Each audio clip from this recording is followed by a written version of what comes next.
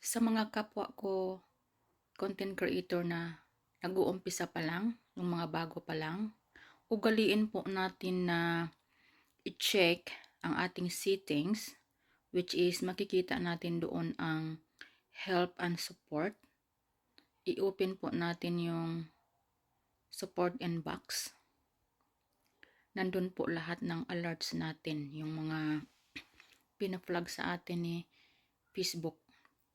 Dapat natin aksyonan agad-agad yun dahil yun ang mag-hold ng ating invitation sa mga tools kapag hindi natin kaagad na aksyonan.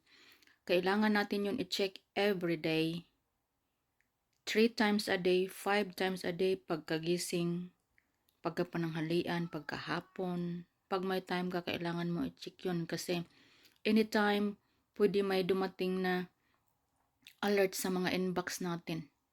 Kaya kailangan natin bantayan yun.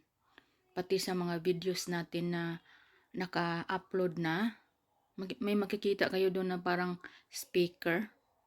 Yun, plug din yun. Kaya kailangan natin talaga mag-ingat.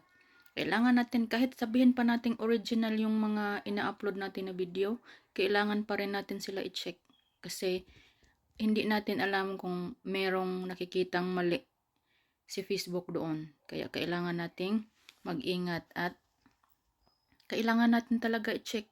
Kasi dito, kapag na-monetize ka, maganda. Kapag hindi pa, nakaka-stress din, 'di ba? So, inumpisahan na natin 'to. Kailangan na natin gawin. Kailangan na natin 'tong itudo. Kasi yung iba, masaya na sila kahit na pakunti-kunti lang, maliit lang yung sinasahod, at least sumasahod, 'di ba? Kaya i-go na natin 'to. Gawin na natin kasi nandito na tayo. Naumpisahan na natin 'to. Go. Huwag mawala ng pag-asa, darating din tayo doon.